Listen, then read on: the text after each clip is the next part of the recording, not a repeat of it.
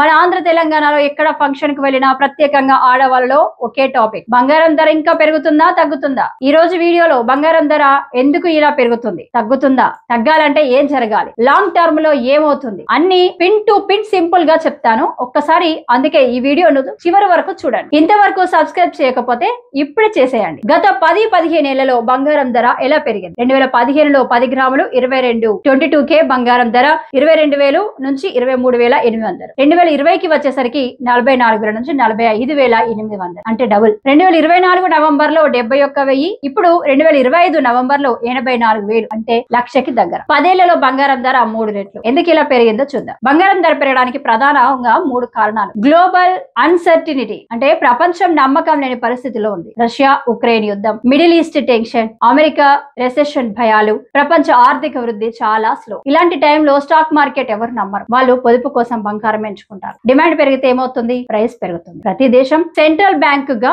బాగా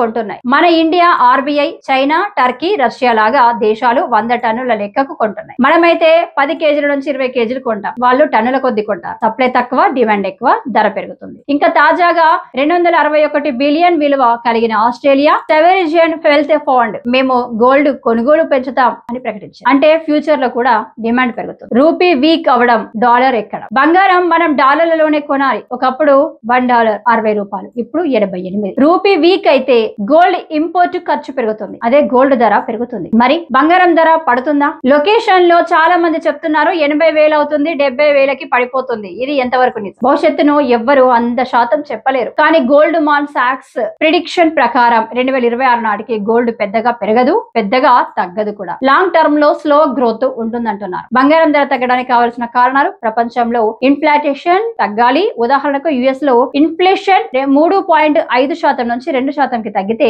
సెంట్రల్ బ్యాంకులు గోల్డ్ కొనడం ఆపుతాయి. డిమాండ్, ధర, ఇంట్రెస్ట్ పెరిగితే, వడ్డీ రేట్లు పెరిగితే వాళ్ళు గోల్డ్ అమ్మి బాండ్స్ లో పెట్టిస్తారు. అప్పుడు గోల్డ్ కి డిమాండ్ తగ్గి ధర పడిపోతుంది. రూపీ బలోపేతం అయితే, అంటే $1కి 88 నుంచి 70 నుంచి 60కి తగ్గితే ఇంపోర్ట్ ఖర్చు, బంగారం ధర. ప్రపంచంలో యుద్ధాలు, టెన్షన్లు ముగియాయి. Russia Ukraine, Palestine, Israel, US, China tension అవన్నీ శాంతిస్తే డిమాండ్ తగ్గి ధర పడుతుంది. గోల్డ్ లాగ్ టర్మ్ లో పెరుగుతూనే ఉంటుంది, ఎందుకంటే సప్లై తక్కువ, డిమాండ్ ఎక్కువ. కానీ షార్ట్ టర్మ్ లో తగ్గే ఛాన్స్ ఉంది. ఎప్పుడు?